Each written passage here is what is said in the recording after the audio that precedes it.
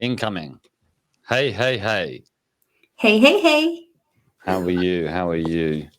I'm good. How are you? Like, you doing okay? I think so. Mm-hmm. Yeah, I'm here. I'm doing stuff. I'm You're alive. talking. You're I'm talking. listening. The words come out of the mouth. Yeah. Well, it's now hour 20. Yeah, you're doing good. I feel I all mean, right I actually. booked this slot.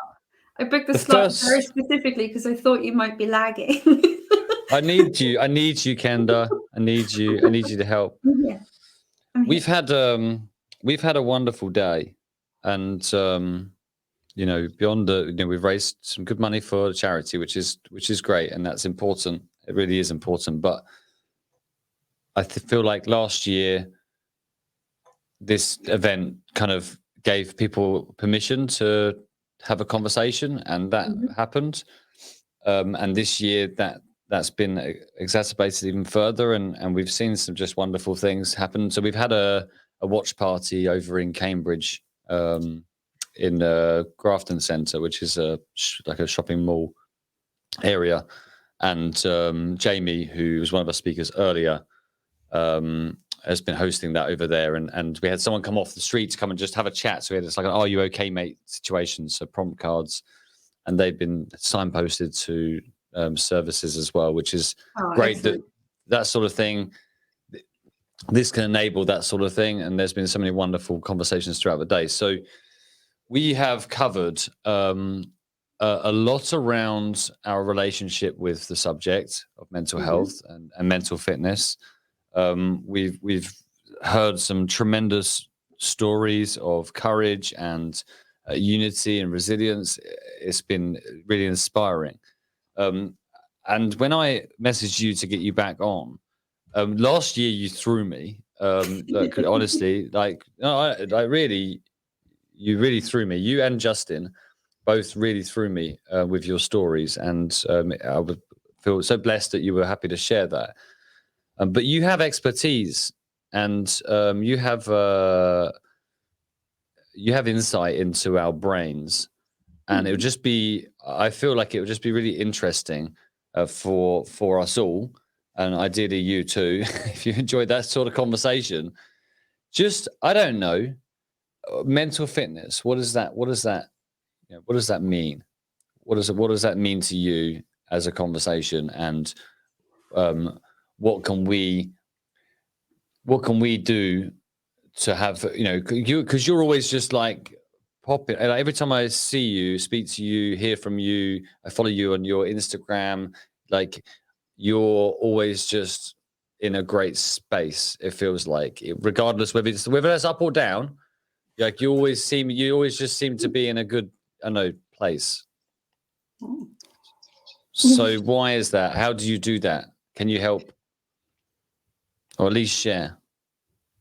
Well, like I shared last year, I've had my own my own share of troubles, my own share of suicide experiences, and all the lot. And I do have ADHD, and day to day life is a struggle as a result.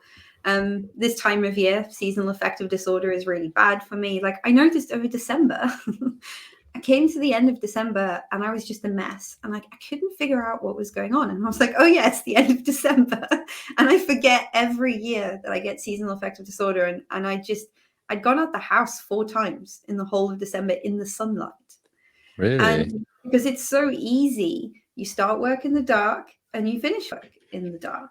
And it's so easy to not go outside and have that activity, which is why towards the end of the year I made sure I got out lots and did lots of hiking and getting out. So when it comes to mental fitness for me, and I think it's really personal, I think it's one of those things where you have to build your own resilience and you have to learn what your own things are.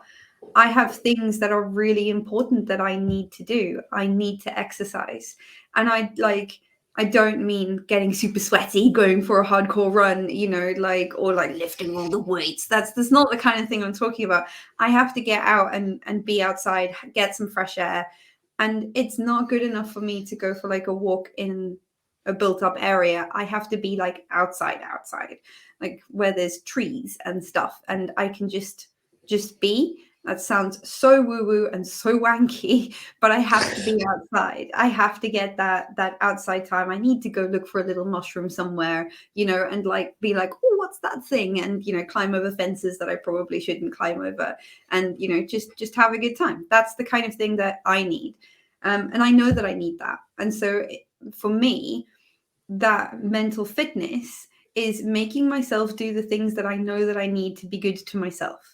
And that seems utterly ridiculous, but I think there are so many people out there. And I saw this in Caitlin Moran. Caitlin Moran, do you know her? She's a female comedian, but also like a feminist activist. She's fantastic. And she wrote this book, and she said that it just hit me so hard. She said that obesity is a mother's addiction. Food is a mother's addiction, because it's the type of thing that you can do to yourself, an addiction that you can have that doesn't harm the other people around you. It only harms you, but not in a way that's detrimental to everybody else. And that really hit me, because I think a lot of us, when we are business owners, so taking it out of that context of food addiction and looking at our businesses, we become hustle addicts, and we become like addicted to this, to the bro marketing and the culture of like, I've got to be up at 4 o'clock in the morning doing all of this stuff. And we forget that it's really important for ourselves to slow down.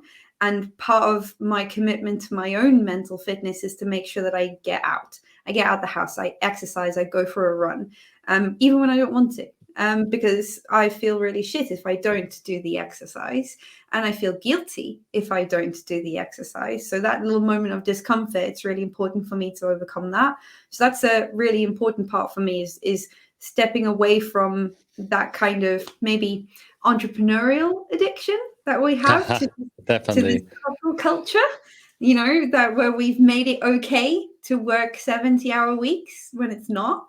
And we've all just, I think there's a little bit of some cognitive biases in there, I think. Entrepreneurs, we have any in-group. So you get, here comes the psychology, right? You ready, Alex? I'm ready. You have like, you have in-groups and out-groups. And an in-group is anybody that's in your safe space that you gel with. And humans as a species, we evolved in social groupings. So we have this natural birds of a feather flock together type of thing, because, being together meant that we could do things like we could give birth to children way earlier. And, there's a reason our babies don't stand up immediately. Our brains are too big for that kind of thing, So we could, give birth to kids earlier. We could have people selectively looking after that while everybody else went out and did other things. And this way of evolving meant that we are an extremely social species, but it also meant that there are detrimental parts to that. So we have in-groups, the people that we feel safe around, and our brain gives us dopamine. It gives us a happy feeling when we're around those people. But anybody who isn't part of the in-group is part of the out-group. It's super black and white in that respect. And if you're part of the out-group, the mesolimbic system fires, which is like all, distrust, making you feel a little bit fearful. So it's, no, that's the amygdala, sorry. So the amygdala fires, the mesolimbic system fires for in-group action, which gives you the dopamine. So these two parts of the brain are constantly going like, those people are part of the in-group, those people are part of the out-group. And what tends to happen with us is we tend to get lots of cognitive biases that really factor into that in-group bias. And I think if you take a look at marketers, our sort of in-group thing is we feel safe around other marketers. We feel safe around other people in the marketing industry. So SEOs, salespeople, that kind of stuff. But entrepreneurs, that in-group means that we are just comfortable with a lot of stuff that probably isn't good for us. So we're comfortable with working crazy hours, and we're comfortable with doing things that are bad for our mental health because everyone else is doing it. We like to hop on the bandwagon in marketing, and we like to be like, well, so-and-so is doing it, so it's okay. It's not okay. So I think for me, that mental fitness is getting away from that in-group bias and separating myself from it and being like, no, I'm not part of that hustle culture. I'm not part of the bro marketing. I need to take mental health seriously. I take it very seriously for my employees. Why don't I do it for myself? So that, for me, mental fitness is about drawing those boundaries and drawing those lines. And it's not easy to do so all the time, because when you're the business owner, the buck stops with you. It doesn't go any further. And that's hard. It's hard walking that path. I don't get it right all the time, obviously. So I guess that's one part. And then the other part that helps, with my kind of mental fitness is definitely Stoicism. Stoicism is, one of the things that I come back to time and time again. And for me, that's being really honest with myself about how I feel. I'm not really good at when it comes to mindfulness. I think my brain is too busy. I struggle, and most people with ADHD really struggle with that. But what I am good at doing, and because I've trained myself to do so, is to sit down with something and be honest with myself about why I feel that way. And breaking down a lot of the principles of Stoicism have really helped me with that mindfulness, because it gives my brain something to do in those moments where I can break something down and learn something from it, go a little bit deeper and uncover it. So yeah, I think there's a few parts for me. Exercise is a big part of it. We know our brains do great stuff when we exercise. And it's just, unfortunately, things like depression and that kind of stuff seep in there, and they make you feel like you don't want to exercise, whereas the best thing you can do is to exercise. So it's it's hard sometimes. And then getting away from the hustle culture is very important to me, to make sure that I'm taking the time to actually let myself recover, because otherwise I can't be at my best. And then also sitting down with Stoicism and those kind of things work well together. But if I look after me, I always feel better. Yeah, that's the fundamental right at the end there, right? So we had that's awesome, share. Thank you. So we've had Justin Lee on today. We've had Sarah Anthony on today. We've had Nicola Bretherton on today. All coaches that work in, whether it be different elements of leadership or life, or different specialisms around their coaching, and they share, and they all saying the same thing, and it really backs what you're saying up, in the sense that, yes, here you go, here is the menu. It is huge. It works for different people in many different ways, and you need to find your own pathway. Not even only just your own tools, but your own pathway to find the tools. exactly. And that's it's a journey, isn't it? Yeah. And I think I found. Sorry, go on. No, you go. You go. I'll go. The entrepreneur side of things is interesting. So I've been on that journey myself. I have quite literally bust my gut probably not even prior to starting my own business, from a very young age, right from the get go. Obviously, being a young father, having had him at 14, that drive was immediate to go and do. And so that has driven me all the way to now. He's 18. I've finished human development, completed it, mate. Done. He's done. Go on, get out of it. So there's that. That was the initial drive, but what that did was I immediately got attracted to that entrepreneur hustle, and I do it now. I'm still victim to it now, but I'm present in it, if that makes sense. So I still dip it. I think you can. I don't know. Me personally, I'm a binger. I binge breaks and I binge work and I binge play, and that works for me because of my obsessive. I don't know what I've never looked at my brain. I need to get a scan or something. I don't know, but the way I am, I obsess. Maybe you need to go for an ADHD assessment. I think probably after speaking to Janine earlier and what you were saying there, I mean, fine, whatever. If it have, great, or whatever. If I already know what works. I'm happy. I'm present. I sleep like a baby, and I feel very present. Whereas 2-3 years ago, I would burn out like crazy, like hustle. Whereas now I'm just a bit smarter with my hustle, and I think it's just interesting to see how different entrepreneurs are playing the game, because there are many different ways to play the game. I think we were having this conversation a couple of weekends ago when we were doing our business planning and stuff for the year, and looking ahead to what's happening this year for all of us. And I think it's really important that there are times in which the hustle is necessary. I genuinely believe in your first couple of years of business, you have to be prepared for that hustle. It's not always necessary. I think there are businesses that manage to get away without doing that. But With budget. yeah, you know, if you got money, if you got the money, you can be very relaxed about a lot of things. It's much easier to cry inside the back of a Rolls Royce than it is to cry inside on top of your bicycle.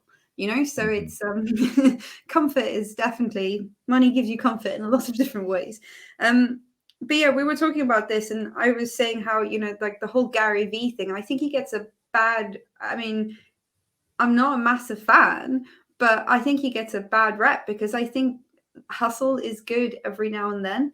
Like, I needed to hustle in the first couple of years of the business, but there's a line where once you've done that hustle, you can stop, you know, and there's a line where you shouldn't be burning out. You should be reaching a point where you go, oh, I'm tired, I need to stop. And that is on a day-to-day basis, not week by week, month by month, year by year, until you get to complete neuronal collapse. You know, if people start getting seizures and stuff because they get so burnt out, that's not okay. No, it's not. No, it's not. You know, there's a line with it, and I think that line,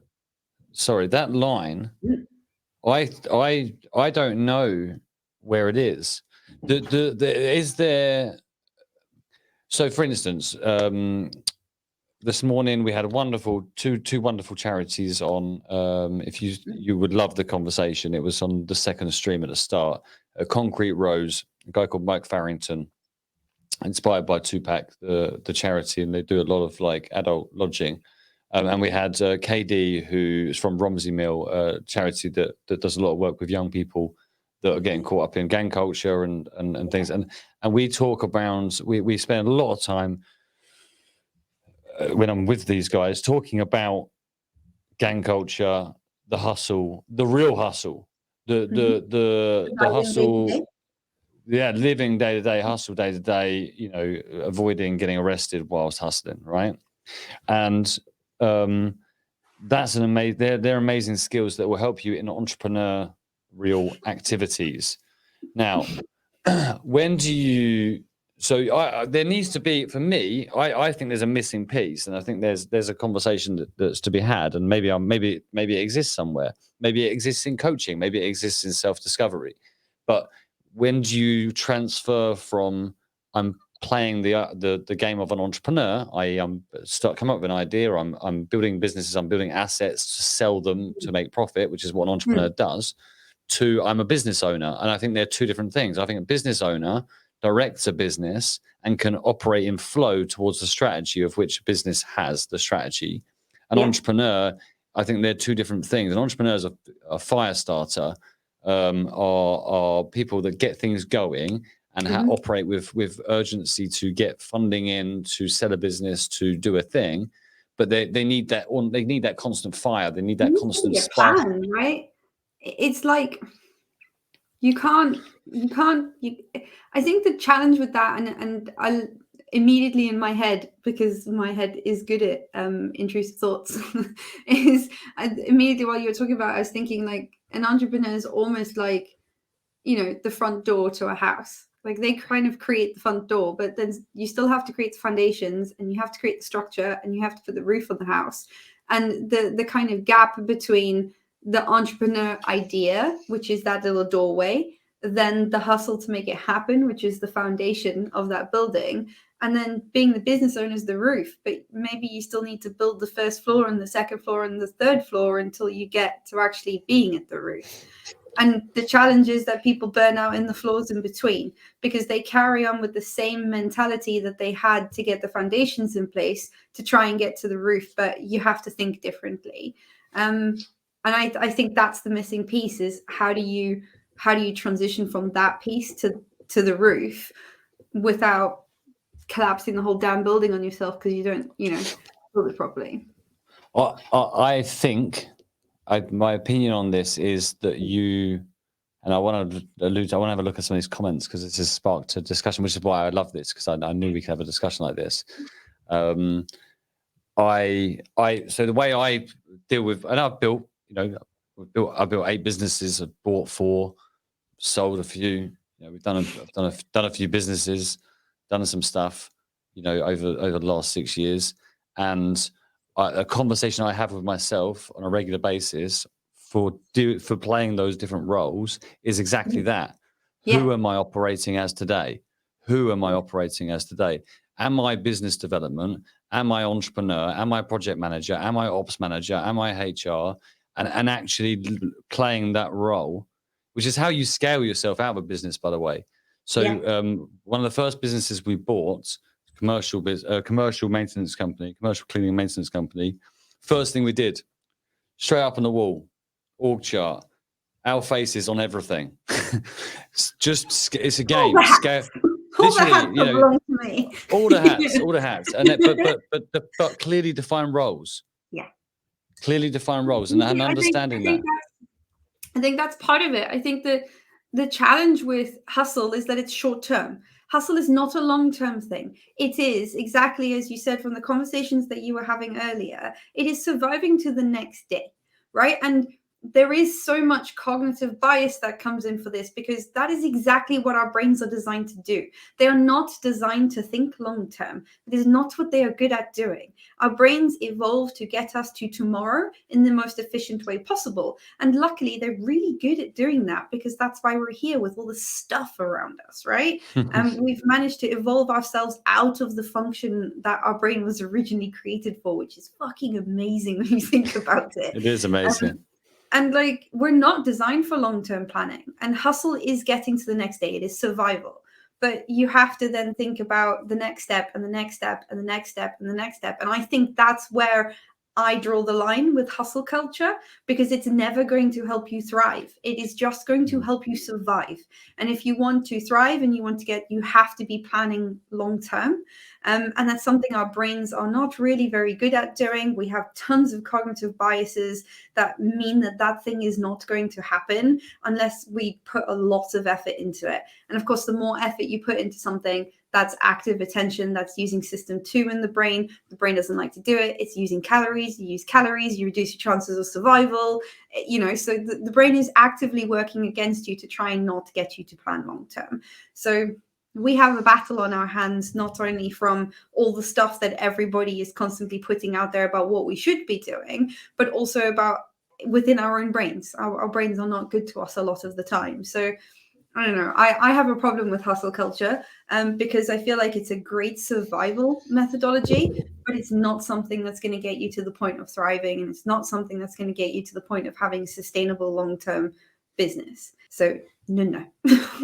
I say no to the hustle after a certain point. I agree. But afterwards, you got to move on. But where's that that was the fundamental question. I agree with you. So when you've done surviving, so that's the key. And that's self-awareness, right? That's understanding when are you done surviving and when is it time. How do you get there? You've got to work by hustling. No, Alex. I'm joking. Sometimes you have to. I'm just saying, You do have to. And that was my point as well, is that you have to do that in the beginning to survive. But then there is a point where that mentality is actually going to inhibit your progress, because you're going to burn out, you're going to go backwards, and you're going to give yourself a bad time. So, you have to be planning for the longer term as well, as much as your brain doesn't want to do it. You have to do it. I love it. I love Kenda. The conversation. This is why I love bringing you on for these conversations, because we can have that conversation. Beautiful. Okay, let me just put a couple of comments on here, because I'm just conscious of the time. Let's have a look. So what we got? Mr. Ferguson. I think we can all agree with this one. Truth is, none of us is normal. No. What some people perceive as weaknesses are often greatest strengths. Yeah, but normal is just such a stupid thing, right? I hate the word normal. Normal is literally a word for the median between two extremes. It doesn't make any sense. There isn't actually, that's normal is like having 2.4 children. No one has 2.4 children, right? That's not how it works. So the word normal bothers me in a lot of different ways. like it. No, good. I like this. We just flash throw statements at Kenda and see the Just reaction. I love it. get me angry. I like it. A team of different brains to make a business. Yes, I like it. You like that one? I do like that one. You get my vote, Matthew. Don't know why You're I said in. that so angrily. But I think that the line is different for everyone. So that's Sarah Anthony. Yes, It is, because your circumstance is everything, and frame of reference is everything. If you've got kids at home that need feeding, then you got to survive today to tomorrow. Then you get your hustle on, do what you got to do, and get your kids fed. Evelyn, key to know yourself well enough to know when to slow down or stop. Another goal is always on the horizon. Do you know what? That is so true. And I think that is something that I did this year, forced by Cara to do it, was I actually booked all of my holiday in advance for this year. Oh, it's wonderful to do that. I've never done that before. I'm always the last person to do it. So effectively, I actually did it in advance. So now I know that I can work flat out and burn out until that point. I'm joking. Oh, and we've got this beautiful phrase that's been going on all day. You might have heard. You may have heard, Linda. You heard? Yeah. So we've got. This is great to finish always. Linda can fuck off. Basically, all the different ways to tell Linda to fuck off is our conversation today. And then might be a nice way. You might be adjusting to be a real gentleman about how to tell Linda to fuck off, or you can just straight off fuck off. Just fuck off, Linda. Fuck off, Linda. I love it. Kenda, can I ask you, what are you most excited about for 2022? Oh, do you know what? This year I've been really sensible. And I'm not sensible. I'm not a sensible human being. And of course, I'll take those sensibilities and I'll royally fuck them and make them completely insensible. It'd be fantastic. But I planned this year to be sensible, and I'm excited about that because I've never been restrained. I don't know how to fucking do that. That's my challenge for this year, is to be sensible about things. No, my goals are really nice this year, and I'm excited for them. So I'm actually just looking forward to trying sensibility and knowing that I'm definitely going to fail at it, but I'm going to try anyway. You're going to experience something about yourself in a new way. We'll see. Kenda, thank you so much for sharing this moment with us again. Your support is always amazing, and you add so much value to the conversation. Thanks for having me. I really like being here.